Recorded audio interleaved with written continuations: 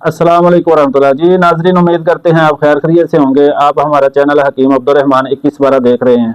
आज का हमारा जो मौजू है वो स्पर्म के हवाले से है। जिन लोगों को स्पर्म में मसला आ रहा है, अक्सर जो है उनका हमल नहीं होता और वो अपनी रिपोर्ट करवाते हैं और उसके अंदर उनके स्पर्म का मसला आ जाता है, स्पर्म एक्टिव नहीं होते हैं या उनके अंदर जो है पस सेल का मसला होता है। इसमें जो है ज़्यादातर जो है वो पस सेल का ही मसला होता है, क्योंकि अगर आपके स्पर्म एक्टिव भी होते हैं तो अगर उसके अंदर पस सेल आ रही हो तो फिर आपको हमल जो है वो नहीं होता।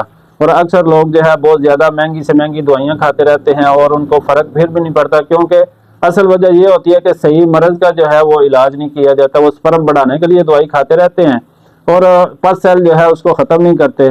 तो इस वजह से जिन लोगों को ये स्पर्म का मसला है वो सबसे पहले अपनी पस सेल चेक करें। अगर उसमें पस सेल आ रही है तो उसका इलाज करें। तो इंशाल्लाह आज मैं इसका हल बताऊंगा। इसके लिए बहुत ही ज़बरदस्त नुस्खा बताऊंगा। शफा मन जानिब अल्लाह है, लेकिन बहुत ही आला किस्म का ये नुस्खा है।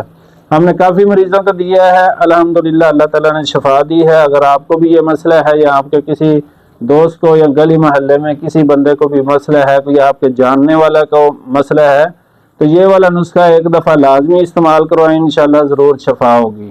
तो चलते हैं नुस्खे की तरफ। इसमें आपने कौन कौन सी चीज़ें लेनी है, कितनी कितनी लेनी है और कितनी मकदार में इसको कैसे बनाना है, इसके साथ आपने परहेज़ क्या करनी है, हर चीज़ आपको बताऊंगा। वीडियो जो है वो एंड तक देखें, क्योंकि कोई चीज़ अगर इसमें स्किप करेंगे, किसी चीज़ की समझ नहीं आएगी, नुस्खा सही नहीं बनेगा या सही तरीके से इस्तेमाल नहीं करेंगे तो फिर उसका पूरा रिजल्ट आपको नहीं मिलता। इस वजह से वीडियो मुकम्मल देखें और इंशाल्लाह इसमें परहेज़ भी बताऊँगा, वो आप परहेज़ करें तो इंशाल्लाह ज़रूर आपको शफा होगी। इसमें आपने चीज़ें कौन सी लेनी है, सबसे पहले आपने ले लेनी है तजकली और तल मखाना, समंदर सूख, तुख्म सरियाला, तुख्म बंग, तुख्म उटंगन। ये आपने लेनी है सारी चीज़ें 10-10 ग्राम। इसके अंदर आपने फली किकर जो है वो 50 ग्राम डालनी है और हरमल इसको पहले भून लेना है आपने तवे के ऊपर, फिर इसको आपने इसके अंदर मिक्स करना है। ये भी आपने 50 ग्राम लेनी है। और इसके साथ आपने जो है मगज़ चलगोज़ा वो 100 ग्राम लेना है, मगज़ पिस्ता 100 ग्राम और मगज़ बादाम ये भी आपने 100 ग्राम लेना है।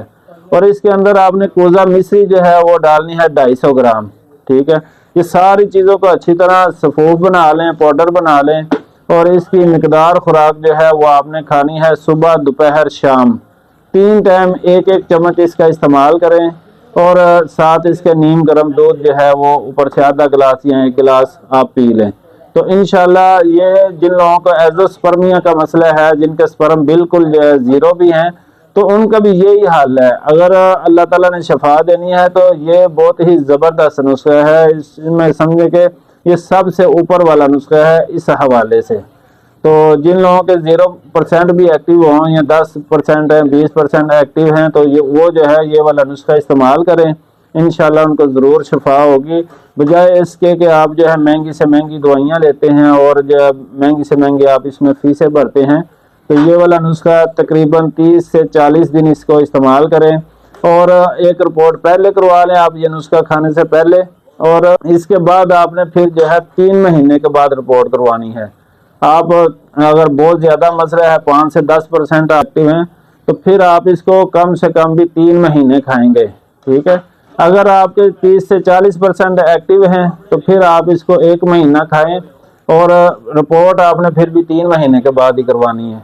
तो इंशाल्लाह इसका बहुत अच्छा रिजल्ट है। अगर वीडियो अच्छी लगे तो लाजमी इसको जो है आगे लोगों के साथ शेयर कर दें। अगर आप कोई भी मशवरा करना चाहते हैं या कोई भी मेडिसिन मंगवाना चाहते हैं तो आप हमारे व्हाट्सएप नंबर पर रब्ता कर लें, इंशाल्लाह उसका आपको जवाब मिल जाएगा। अस्सलाम वालेकुम रहमतुल्लाह।